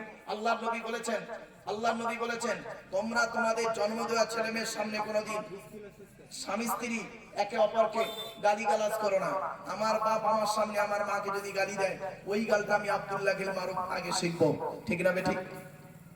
আজকে আমরা সে ভাষা ভুলে গিয়েছি। নবীজি বললেন, তুমি তোমার সন্তানের বয়স যখন হবে, মুরু আওলাদাকুম বিসসালাতি ওয়া হুম আবনাউ সাবঈ সিনিন ওয়াদরিবুহুম আলাইহি ওয়া হুম আবনাউ 10 সিনিন ওয়াফাররিকু বাইনাকুম ফিল মাদাজি। নবীজি বললেন, তোমাদের ছেলে মেয়েদের বয়স যখন 7 বছর হবে, তখন তাদের নামাজ পড়ার হুকুম করবে। তাদের বয়স যখন 10 বছর হয়ে যাবে, তারা যদি নামাজ না পড়ে, পেটাই দিয়েও নামাজ পড়বে। বাম্মা নিজেই তো নামাজ পড়েন না, তো ছেলে মেয়েকে বলবে কি করে? বাপের 4টে ছেলে, বড় ছেলেরা পয়সা দেয় বলে বড় ছেলেকে দাদু বেশি করে কোলে করে দেয়, আর বাকি নাতিদের দেখে না। বাপের 4টে ছেলে, মেজো ছেলেরা পয়সা দেয় বলে মেজো ছেলের নামে গোপনে 1.5 বিঘা জমি ছিল, রেজিস্ট্রি করতে চলে গেছে। আর ছেলেগুলোকে জন্ম দিয়েছিল, মানে ভেসে এসেছিল। তুমি বাপ, তোমার কাছে সকল ছেলে সমান। শুধু তাই নয়, অনেক পিতামাতা আছে, শুনে নিন। আল্লাহ হলেন আহকামুল হাকিমিন, আল্লাহ হলেন সব থেকে বড় বিচারক। আল্লাহর একটা নাম হলো লতিফ। কি বললাম? লতিফ, সূক্ষ্ম। মনে রাখবেন, আল্লাহ পাক সবকিছু দেখেন, সবকিছু জানেন। হয়তো অনেকের ধারণা হয় বাম্মা অভিশাপ দিলে ছেলের লেগে যাবে, বাম্মা ওই পয়সা দিলে ছেলের লেগে যাবে। আর ছেলে বাম্মা যদি ছেলের প্রতি অত্যাচার করে যায়, বাম্মা যদি ছেলের প্রতি দিনের পর দিন অত্যাচার করে যাচ্ছে, বৌমার প্রতি অত্যাচার করে যাচ্ছে, অত্যাচারের কোনো সীমা নেই। অনেক বাম্মা আছে দেখবেন, ছেলে যদি বিনা ফোনে বিয়ে করে, কি ফোন বলেন তো, হ্যাঁ কোন ফোন বলেন তো, ছেলে যদি বিনা ফোনে বিয়ে করে, অনেক পিতামাতা আছে ছেলেকে পেশাই করে, মানে পেশার দেয়, পেশা। ছেলে যদি বিনা ফোনে বিয়ে করে, ছেলেকে অত্যাচার করে, এমনকি বৌমাকেও পর্যন্ত অত্যাচার করে অনেক শ্বশুর শাশুড়ি আছে। মনে রাখবেন, কবরে আপনাকে শুতে হবে, কবর কাউকে ছাড়বে না, ছাড়বে না কবর আপনাকে, এটা যেন মাথায় থাকে আপনার। অনেক শ্বশুর শাশুড়ি আছে বৌমার প্রতি অত্যাচার, অনেক পিতামাতা আছে ছেলে মেয়ের প্রতি অত্যাচার, ছেলে মেয়ের প্রতি অত্যাচার করে যাচ্ছে, একের পর এক অত্যাচার, শারীরিক অত্যাচার, মানসিক অত্যাচার, দৈহিক অত্যাচার, সম্পত্তির অত্যাচার, সমস্ত দিকের অত্যাচার করে যাচ্ছে। খবরদার, এটা থেকে দূরে সরে থাকুন। মনে রাখবেন, ছেলে খারাপ আচরণ করলে বাম্মা অভিশাপ দিল। আপনাদের ধারণা হলো বাম্মা অভিশাপ দিলে, বদদোয়া দিলে নবী আল্লাহ মানে আল্লাহ কবুল করে নেবে। কিন্তু ছেলে যদি অন্যায় না করে, ন্যায্য পথে যদি থাকে, আর বাম্মা যতই অভিশাপ দিক, ও বদদোয়া লাগবে না। ছেলে যদি কোরআনে আছে বাম্মার কথা যেমন মানতে বলা হয়েছে, বাম্মার কথা তেমন অমান্য করতে বলা হয়েছে সূরা লোকমানে। আল্লাহ পাক বলছেন, যখন তোমার বাম্মা দেখবে কোরআন হাদিসের বহির্ভূত আল্লাহ রাসূলের বিরুদ্ধে কোনো কাজে তোমাকে আদেশ করছে, তখন বাম্মার কথা তুমি মানবে না। তবে ওয়াসাহিবহুমা ফিদ দুনিয়া মারুফা, পৃথিবীতে তুমি ভালো আচরণ করবে, কথাটা মাথায় রাখুন। তাহলে বোঝা গেল কি, শুধু বাম্মা অভিশাপ দিলে কবুল করবে, আর ছেলে প্রতি অত্যাচার করলে, ছেলে নির্মম ভাবে অত্যাচার যদি করা হয় ছেলের উপরে, আর ছেলে যদি দোয়া চায়, মনে করেছেন বাম্মা ছাড় পেয়ে যাবে, মনে রাখবেন আল্লাহ ছাড় দেয়, ছেড়ে দেয় না। আসছে আয়াতটা, এই 10টা হারামের মধ্যে বেচারা যে প্রশ্নটা করেছে, 10টা হারামের মধ্যেই একটা ছিল, শেষের দিকে ব্যাখ্যাটা ছিল। তো যাই হোক, বেচারা আগে করেছে তাই বলে দিলাম আপনাদের। মনে রাখবেন, ছেলের উপরে যদি অন্যায় ভাবে অত্যাচার করে বাম্মা, আল্লাহ পাক ওই বাম্মাকেও ছাড়বে না কিয়ামতের মাঠে। আপনি কি ভাবছেন? আপনি ভাবলেন ছেলে জন্ম দিয়েছেন বলে কি আপনি একদম সব কিছু করে ফেলেছেন? না, আপনার যেমন দায়িত্ব আল্লাহ পাক দিয়েছে, আপনি সে দায়িত্ব পালন করুন। হকের উপরে অন্যায় ভাবে যাকে অত্যাচার করবেন, আল্লাহ পাক ছাড়বে না। দাওয়াতুল মাজলুম, অত্যাচারকৃত মানুষের দোয়া আল্লাহ কবুল করে, এটা মনে রাখবেন। সে ছেলে হোক বাপ হোক, ছেলে হোক বাপ হোক, এটা যেন মাথায় থাকে। চলুন, তারপরে আল্লাহ পাক বলছেন, লা তাকতুলু আওলাদাকুম মিন ইমলাক। এই হারামটা এখানে অনেকের মধ্যে হয়ে আছে, অনেক মা বোন বসে আছে, তাদের মধ্যে এই হারামটা আছে। এই হারামটা কি শুনবেন? আল্লাহ বলছেন, তোমরা তোমাদের সন্তানদেরকে হত্যা করো না। সন্তান হত্যা করো না, হারাম। সন্তান হত্যা বলতে কি বোঝেন শুনে নিন। অনেকে আছে বিয়ের আগে সন্তান হত্যা করে, অবৈধ সম্পর্ক করে, মেলামেশা করে, জেনা করে, পেটে বাচ্চা এসে গেল, বাচ্চাটাও মেরে দিল। যে বিয়ের আগে বাচ্চা মেরেছে, তারা দুটো পাপ কাজ করেছে। এক নাম্বার হলো জেনা করার জন্য পাপ কাজ, 2 নাম্বার হলো সন্তান হত্যার জন্য পাপ কাজ। আর বিয়ের পরে যারা বাচ্চা নষ্ট করেছে, বিয়ের পরে অনেকে আছে বাচ্চা নষ্ট করে, এই বাচ্চাটা নেওয়া যাবে না, অমুক তমুক, তাদের প্রতি আল্লাহর গজব, তারা একটা পাপ কাজ করেছে। এজন্য আল্লাহ পাক কোরআনে এই আয়াতের ব্যাখ্যায় বলেছে, অন্য আয়াত দিয়ে, লা তাকতুলু আওলাদাকুম মিন খাশিয়াতি ইমলাক। আল্লাহ পাক সূরা বনী ইসরাঈলে বলছেন, তোমরা তোমাদের সন্তানদেরকে খাবার ভয়ে হত্যা করো না। নাহনু নারযুকুকুম ওয়া ইয়্যাকুম, আমি আল্লাহ তোমাদেরও খাওয়াই তাদেরও খাওয়াই। ইন্না কাতলাকুম কানা খাতুআন কাবীরা, ইন্না কাতলাকুম কানা খাতুআন কাবীরা। আর যারা সন্তান হত্যা করে, তারা গুনাহ কাবীরা করলো, বড় গুনাহ। এখানে অনেক মানুষ তারা সন্তান হত্যা করে বসে আছেন। অনুরোধ করে বলে যাচ্ছি, বাবা, এইরকম যদি কাজ কোনো জায়গায় হয়ে থাকে জীবনে, আপনার জীবনে যদি এরকম কাজ ঘটে থাকে, তাহলে আপনি তওবা করুন, ফিরে আসুন। কোরআন বলছে, ইয়া আইয়ুহাল্লাযীনা আমানু তুবু ইলাল্লাহি তাওবাতান নাসুহা। 28 নম্বর পারার 20 নম্বর পৃষ্ঠার 2 নম্বর লাইন, সূরার নাম সূরা তাহরিমের 7 নম্বর আয়াত। হে ইমানদার বান্দাগণ, তুবু ইলাল্লাহি তাওবাতান নাসুহা, ফিরে আয় ফিরে আয় ফিরে আয়, এবং তওবা করার দ্বিতীয়বার ওই কাজটা করবি না। তোরা যদি তওবা করিস, আমি আল্লাহ তোদের জীবনের গুনাহগুলো maaf করে দেব। বাপেরা, এজন্য যদি এই পাপ কাজ হয়ে থাকে, সন্তান হত্যা করে থাকেন, মা বোনদেরকে বলছি, মায়েরা বোনেরা, এই পাপ কাজ যদি করে থাকেন, তাহলে আল্লাহর কাছে ক্ষমা প্রার্থনা করুন, আল্লাহর কাছে ক্ষমা প্রার্থনা করুন, নইলে আপনার কিন্তু অবস্থা খারাপ আছে একদিন। 4 নাম্বার হলো কি জানেন? আল্লাহ পাক বললেন, লা তাকরাবুল ফাওয়াহিশা মা যাহারা মিনহা ওয়া মা বাতান। আল্লাহর কোরআন জানিয়ে দিয়েছে 4 নাম্বার হারাম জিনিসটা কি জানেন? প্রকাশ্য অপ্রকাশ্য পাপ কাজ করো না, প্রকাশ্য অপ্রকাশ্য পাপ কাজের ধারে বাড়ে যেও না। প্রকাশ্য পাপ কাজ কি, অপ্রকাশ্য পাপ কাজ কি? ছোট্ট একটা উদাহরণ দিচ্ছি বাবা। প্রকাশ্য পাপ কাজে আপনারা তো জানেন, সুদ খাওয়া, সুদ খাওয়া হারাম কাজ। কিন্তু সুদের কারবার খুব বেড়ে গেছে। পাড়ায় বন্ধন টন্ধন ভালো চলছে, চলছে। দেখবেন সুদের সর্বনিম্ন হারাম কি জানেন? মা বোনেদের বলে যাচ্ছি, শুনে নিন। সুদের সর্বনিম্ন হারাম হলো মায়ের সঙ্গে ব্যভিচার করা। নাউজুবিল্লাহ বলুন। এত জঘন্য পাপ কাজ হলো সুদের। কোরআনে আল্লাহ পাক সুদ সম্পর্কে ব্যাপক আলোচনা করেছেন। কিয়ামতের মাঠে শয়তানের সারিতে তাকে দাঁড় করিয়ে দেওয়া হবে। মা বোনদেরকে বলে যাচ্ছি, এই সুদ কারবার থেকে দূরে সরে থাকুন। আপনি মানবেন না মানবেন এটা আপনার ব্যাপার। আমার দায়িত্ব হলো ফাযাক্কির ইন্নামা আনতা মুযাক্কির লাস্তা আলাইহিম বিমুসাইতির। আমার বাপেরা, আমার দায়িত্ব হলো কি? কোরআনে আল্লাহ পাক বলেছেন রাসূলকে, ইয়া আইয়ুহার রাসূল বাল্লিগ মা উনজিলা ইলাইকা মির রাব্বিক। নবী, তোমাকে যা নাযিল করেছে সেটা তুমি মানুষের কাছে পৌঁছে দাও। আমি আপনাদেরকে বাড়াবাড়ি করতে পারবো না। কোরআন জানিয়ে দিয়েছে লা ইকরাহা ফিদ্দীন, ধর্মের মধ্যে কোনো বাড়াবাড়ি নাই। তবে আপনাদেরকে আমি অনুরোধ করছি, ফাযাক্কির ইন্না ফাআতিয যিকর। মনে রাখবেন, উপদেশ দাও, উপদেশ মানুষকে উপকার করে। তাই আপনাদেরকে উপদেশমূলক কথা কিছু বলে যাচ্ছি, এই অনুরোধ আপনাদেরকে করে যাচ্ছি। 1 নাম্বার হারাম হলো শিরিক করা, 2 নাম্বার হারাম হলো বাম্মার সঙ্গে খারাপ আচরণ করা, 3 নাম্বার হারাম হলো সন্তান হত্যা করা। কোরআনে আল্লাহ পাক বলেছেন এই সন্তান হত্যা সম্পর্কে, ওয়াইজাল মাউউদাতু সুইলাত বিআইয়ি যামবিন কুতিলাত। কোন অন্যায়ের কারণে ওই সমস্ত মৃত সন্তানদেরকে আমি আল্লাহ কিয়ামতের মাঠে জীবিত করে জিজ্ঞাসা করব, বিআইয়ি যামবিন কুতিলাত, কোন অন্যায়ের কারণে তোমাদের পিতামাতা তোমাদের হত্যা করেছিল। ওই মাসুম মাসুম বাচ্চারা বলবে, আল্লাহ আমরা হত্যা হতে চাইনি, আমাদের বাপ আর মা আনন্দ ফুর্তি করলো, বাপের পৃষ্ঠ হতে মায়ের পেটে থেকে আমরা পৃথিবীতে এলাম, বাপ আর মা দুজনে মিলে যুক্তি করে আমাদেরকে মেরে দিল। আজকের জাহান্নামায় যদি দিতে হয়, ওই বাপ আর মাকে আগে জাহান্নামায় ঢোকাও, তারপর তোমার বিচার যা হয় করিও। তাই আপনাদেরকে আমি অনুরোধ করে বলে যাচ্ছি, সন্তান হত্যা থেকে দূরে সরে থাকুন।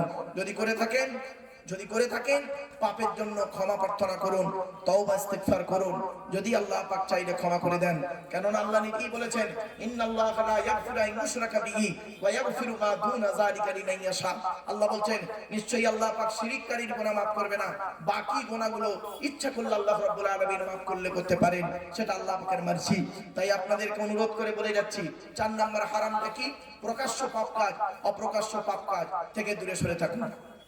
আমরা এমন মুসলমান, আগেই বলেছি, মদখোরকে মসজিদ থেকে বের করে দিই আর সুদখোরকে মসজিদের সভাপতি বানিয়ে দিই। এই হলো আমাদের আদর্শ। নারী জাতি দেখবেন, এখানে যারা নারী জাতি বসে আছে, নারী জাতি সম্পর্কে আলোচনা করলে কল্পনা করতে পারবেন না, এই পাপটা নারীদের মধ্যে বেশি আছে। কিরকম পাপটা দেখি চলুন। নারীদের শত্রু হলো দুটো, পৃথিবীতে নারী জাতির শত্রু হলো দুটো। কি কি? 1 নাম্বার হলো সতী, 2 নাম্বার হলো ননদ।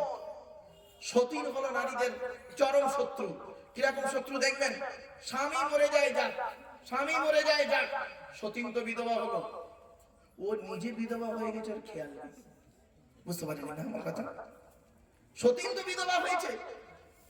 এই হলো নারী জাতির অবস্থা। শুরু তাই নয়, নারী জাতির আরেকটা শত্রু কে জানেন? নারী জাতির আরেকটা শত্রু হলো ননদ। এই জন্য আপনাদের বলে যাচ্ছি, বোনকে যখন কিছু দেবেন, বোনকে জামা কাপড় টাকা পয়সা ছোলা চিনি যাই দেবেন, স্ত্রীকে না যাইনে দেওয়াটাই উত্তম। আর এ তো বউ পাগলা বিবির গোলাম, বোনকে একটা শাড়ি চুড়ি দিচ্ছে, স্ত্রীকে জানিয়ে, জানো শোনা এটা দিচ্ছি, ওরে বোকা, ওর কলজে ফেটে যাবে। বাস্তবটাই বললাম, কথাটা শুনতে হয়তো খারাপ লাগলো। নারী জাতির আরেকটা অভ্যাস কি জানেন? নারী জাতির আরেকটা অভ্যাস খারাপ কি দেখুন, মা বোনেরা রাগ করবেন না, একটু বাস্তব কথা বলছি, মিলিয়ে নিন তো দেখি। নারী জাতির আরেকটা অভ্যাস খারাপ কি দেখুন,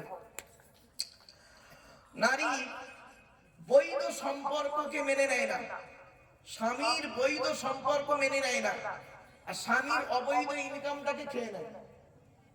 বুঝতে পারলেন কি ভাই? বুঝতে পেরেছেন আপনারা? বুঝতে পারেন না? আমি বলেছিলাম না আমার কথা বুঝতে গেলে একটু ব্রেনের দরকার। আবার বলছি, স্বামীর বৈধ সম্পর্ককে স্ত্রী মেনে নেয় না, অবৈধ ইনকামটাকে খেয়ে নেয়। একটু খুলে বলি, ধরুন আপনি একটা বিয়ে করবেন, আপনার স্ত্রী আছে, তা সত্ত্বেও আপনি চাইছেন আমি আরেকটা শরীয়ত সম্মত বিবাহ করব, আপনার স্ত্রী অনুমতি দেবে না, রেগে পারুন। তাহলে বৈধ সম্পর্ক, আপনি যে বিয়েটা করছেন বৈধ। আমরা যে লোকটা দুটো বিয়ে করে আমরা তাদেরকে চরিত্রহীন বলি, তাই না? আরে বলুন না বাবা, সাথে কথা বলুন আপনারা।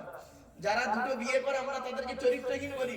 ওরে বোকা, চরিত্রহীন হলো ওই লোকটা যে একটা বাড়িতে একটা স্ত্রী রেখে আর 10টা মেয়ের সঙ্গে পরকিয়া করে, ওই হলো চরিত্রহীন। যে দুটো বিয়ে করে তাকে চরিত্রহীন বলো না, সে হালাল পন্থায় দুটো বিয়ে করেছে। আর এ বাড়িতে একটা বউ রেখে 10টা নারীর সঙ্গে পরকিয়া করে বেড়াচ্ছে। আপনি মনে করেন এই লোকটা খুব ভালো। এবার আপনাদের মধ্যে বলুন দেখি কোন লোকটা ভালো? যে শরীয়ত সম্মত দুটো বিয়ে করাটা ভালো, না বাড়িতে একটা বউ রেখে 10টা মেয়ের সঙ্গে পরকিয়া করাটা ভালো? আপনাদের চোখে ভালো লোক ওই লোকটাই, ও তো দুটো বিয়ে করেনি। আর এই দুটো বিয়ে করেছে, খারাপ লোক। শুনে রেখে দিন, অনুরোধ করে বলে যাচ্ছি। তাহলে আপনি দ্বিতীয় বিয়ে করুন, করতে যাবেন, স্ত্রীকে বলবেন, আপনার সঙ্গে মারামারি ঝগড়া হয়ে যাবে। তাহলে স্বামীর বৈধ সম্পর্ককে স্ত্রী মেনে নেবে না, ঠিক না? ঠিক এটা বুঝতে পেরেছেন নাকি বলুন না? হ্যাঁ, অবৈধ ইনকামটা খেয়ে নেয়। স্বামী হারাম ইনকাম করে আনছে, স্বামী হারাম ইনকাম করছে, সুদের কারবার, লটারি টিকিট, জুয়া খেলা, সাট্টা খেলা ইত্যাদি বিভিন্ন হারাম ইনকাম করে আনছে স্বামী, স্ত্রী ওটাকে ভালো করে গিলে নিচ্ছে। তাহলে স্বামীর বৈধ সম্পর্ক মেনে নেয় না, অবৈধ ইনকামটা খেয়ে নেয়। এই হলো নারী জাতি। অসুবিধা এবার বুঝতে পারছেন না? বুঝতে পারেননি? আরেকটা বলছি, নারী জাতি, রাগ করবেন না, এসব বাস্তব কথা। এই জন্য আপনাদের বলি, কোন মেয়েকে বিবাহ করবেন, যাই তাই মেয়েকে বিয়ে করতে যাবেন না। কোন ছেলেকে জামাই করবেন, যাকে তাকে জামাই করবেন না। শুনে রেখে দিন, ওই ছেলেকে জামাই করবেন যে ছেলের মধ্যে দুটো গুণ পাবেন। দুটো গুণ। আর কোন মেয়েকে বৌমা করবেন যে মেয়ের মধ্যে 6টা গুণ পাবেন। 6টা গুণ। আচ্ছা ছেলেদের তো আগে বলি, ওই ছেলেকে জামাই করবেন যে ছেলের মধ্যে দুটো গুণ পাবেন। 1 নাম্বার ছেলেটি সৎ ছেলে কিনা খবর নেবেন। আচ্ছা সৎ ছেলে কাকে বলে? সৎ ছেলে কোন লোকটাকে বলে? গালে দাড়ি রাখলে বুঝি, মাথায় টুপি দিলে, বড় পাঞ্জাবি পরলে, নামাজ পড়লে, রোজা রাখলে সৎ বুঝি? না। নবী কি বলছেন? বুখারীর হাদিস, রাসূল বলছেন, তোমরা আমাকে দুটো জিনিসের গ্যারান্টি দিতে পারবে? দিলে আমি মুহাম্মদ সাল্লাল্লাহু আলাইহি ওয়াসাল্লাম তোমাদের জান্নাতের গ্যারান্টি দিয়ে দেব। কি? 2 ঠোঁটের মাঝখানে জিভের গ্যারান্টি দাও। হারাম খাবার খাওয়া থেকে জিভটাকে ঠিক করো, বাজে ভাষা বলা থেকে জিভটাকে ঠিক করো, পরনিন্দা পরচর্চা করা থেকে জিভটাকে ঠিক করো। আর একটা কিসের গ্যারান্টি? 2 রানের বীজখানে, লজ্জাস্থানের গ্যারান্টি। এই 2 ঠোঁটের মাঝখানে, 2 রানের বীজখানে, এই দুটো জিনিসের গ্যারান্টি তোমরা আমাকে দাও, আমি মুহাম্মদ সাল্লাল্লাহু আলাইহি ওয়াসাল্লাম তোমাদের জান্নাতের গ্যারান্টি দিয়ে দেবো। বুঝতে পেরেছেন? যান বাড়ি চলে যান, গিয়ে দেখবেন হয় ভদ্রলোকের নিচে খারাপ, হয় ভদ্রলোকের উপর খারাপ। এত সহজ জিনিস ভাবলেন আপনি? কোথায় আছেন? এজন্য অনুরোধ করে বলে যাচ্ছি, কথাগুলো একটু মাথায় রাখুন। ওই ছেলেকে জামাই করবেন যে ছেলেটা সৎ ছেলে। সৎ কাকে বলে খুলে বলে দিয়েছি, আর বিস্তারিত আলোচনা করব না ওদিকে। 2 নাম্বার, দ্বিতীয় গুণ কি? ছেলেটি কর্মী কিনা খবর নেবেন। কর্মী ভাষাটা বোঝেন? ভাষাটা বোঝেন? কর্মী মানে ছেলেটা পরিশ্রম করে, কুড়ে নয়। আপনারা কি বলেন ভাষাটাকে? শ্রমিক। শ্রমিক মানে শ্রম, মানে খেটে খায়, খেটে খায়। ওই বাপের মেহনতি, মেহনতি। ওই বাপের ইনকাম টাকা আছে, ফট্টইগিরি করে, বাপের টাকায় ফকট দালালগিরি করে, ওই ছেলে নয়। নিজে ইনকাম করে কিনা। তাহলে 1 নাম্বার হলো ছেলেটি সৎ ছেলে কিনা, 2 নাম্বার ছেলেটি কর্মী কিনা। এবার আসছি মেয়েদের কটা গুণ বলেছিলাম? 6টা। কোরআনেই আছে। মুসলিমাতিন মুমিনাতিন কানিতাতিন তাইবাতিন আবিদাতিন সাইহাতিন সাঙ্গিবাতিন ওয়া আবকারা।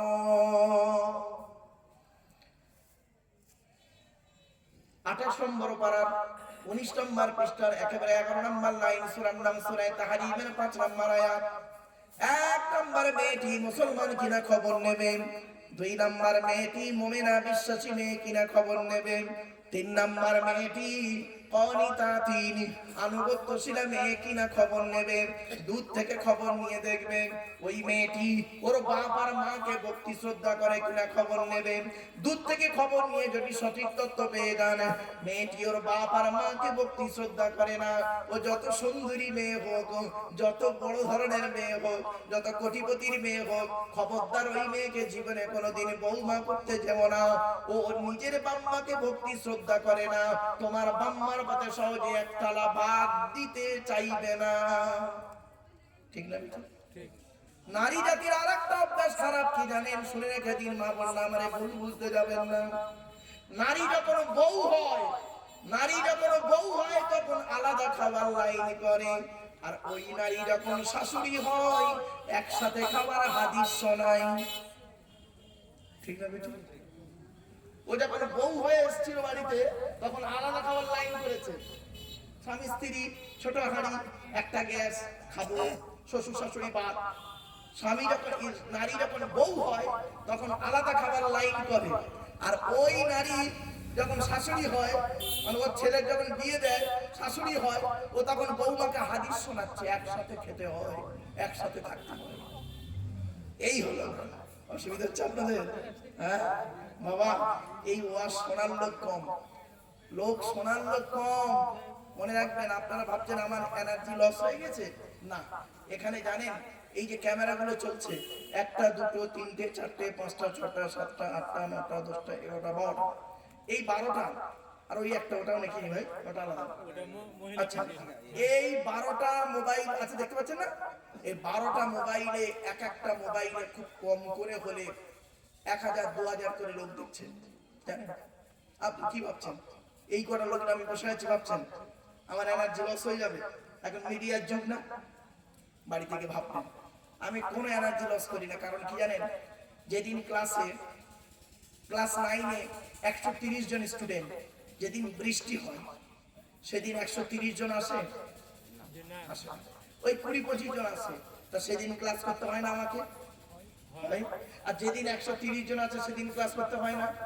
তাহলে স্টুডেন্টটা কম বেশি কোনো ব্যাপার নয়, তুমি টিচারটা কতটা বোঝাতে পারলে এটাই হলো মূল ম্যাটার।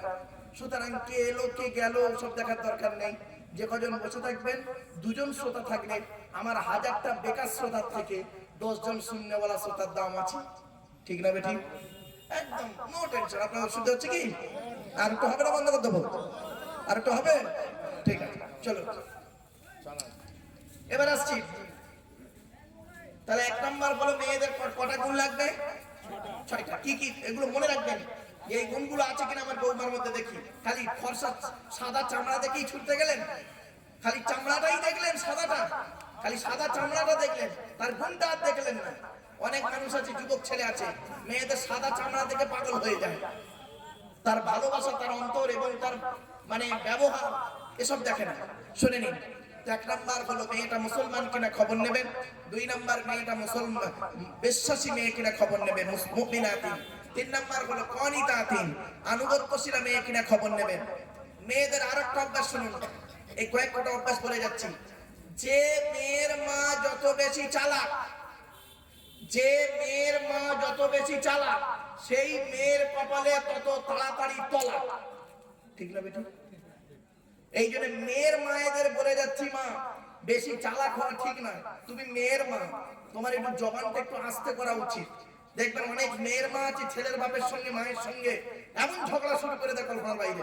এই জন্য মেয়ের মায়েদের বলে যাচ্ছি, যে বেশিরভাগ মেয়ের সংসার নষ্ট হয়, মেয়ের মায়ের কান ভাঙানিতে। ঠিক না বেঠিক? মেয়ের মায়ের কান ভাঙানিতে বেশিরভাগ মেয়ের সংসার নষ্ট হয়। একটা উদাহরণ দেবো? আরে ভাই দেবো কি বলুন না? আপনারা আমার সাথে কথা বলুন অন্তত। কথায় ওদিকে কার আছে বন্ধ করতাম তো ভাই, ওদিকে ভাই একটু কষ্ট করে জানতো ভাই আমার বল ভাই তোরা ওদিকে গিয়ে গল্প কর।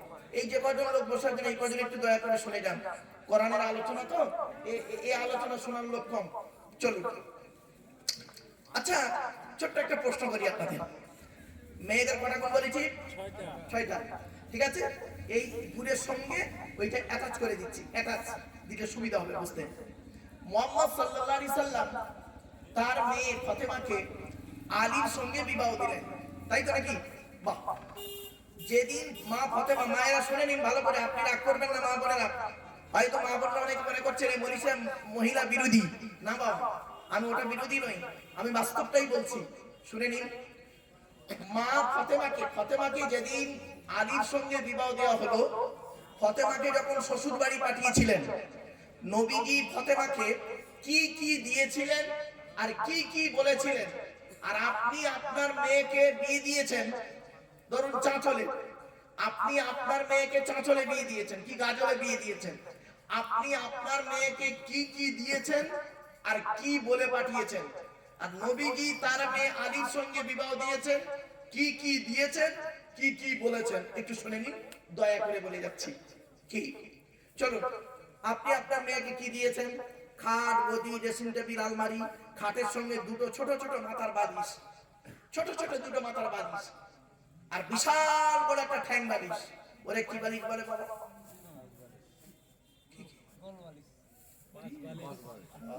গোল বালিশ।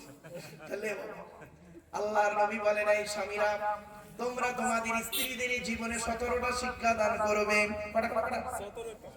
এক নাম্বার হলো আসসালামু ক্বাবলাল কালাম, স্বামী স্ত্রীরা কোনো কথাবার্তা বলবে একে অপরকে সালাম দেওয়া নেওয়া করবে, আল্লাহর রহমত ও মহব্বত ও ভালোবাসা আল্লাহ বাড়িয়ে দেবে। বউকে তো কোনোদিন সালাম দাও নাই, বউকে সালাম দিয়েছে না, শালীকে সালাম দাও, শালীকে। আর দাদার শালীকে ঘন ঘন মোবাইলে মিস কল, তোর মোবাইল নষ্ট করবে। 2 নম্বরে বলা হয়েছে, এই স্বামীরা তোমরা তোমাদের স্ত্রীদেরকে এই শিক্ষা দান করবে, তারা যেন কোনোদিন কাবা শরীফের দিকে মুখ করে কোনোদিন থুতু যেন না ফেলে। 3 নম্বরে বলা হয়েছে, তোমরা তোমাদের স্ত্রীদেরকে এই শিক্ষা দান করবে, তারা যেন কোনোদিন কাবা শরীফের দিকে মুখ করে পেছন ফিরে যেন পেশাব পায়খানা যেন না ফেরে। 4 নম্বরে বলা হয়েছে, তোমরা তোমাদের স্ত্রীদেরকে এই শিক্ষা দান করবে, তারা যেন কোনোদিন গোসলখানায়, বাথরুমে, গোসলখানায় তারা যেন কোনোদিন পেশাব যেন না ফেরে। তারপরে বলা হয়েছে, তোমরা তোমাদের স্ত্রীদেরকে এই শিক্ষা দান করবে, তারা যেন কোনোদিন গোসলখানায় উলঙ্গ অবস্থায় গোসল যেন না করেন। তারপরে বলা হয়েছে, তোমরা তোমাদের স্ত্রীদেরকে এই শিক্ষা দান করবে, তারা যেন হাতের চুড়ি, কি বলে, হাতের চুড়ি তারা যেন কোনোদিন দুটো ব্যবহার যেন না করে। মায়েরা বোনেরা ভালো করে শুনে নিন, এক হাতে একটাই চুড়ি পরবেন, এক হাতে 2টা চুড়ি পরা আপনাদের নিষেধ আছে। আল্লাহর নবী যখন এই কথাটি বললেন, হযরত ওমর ফারুক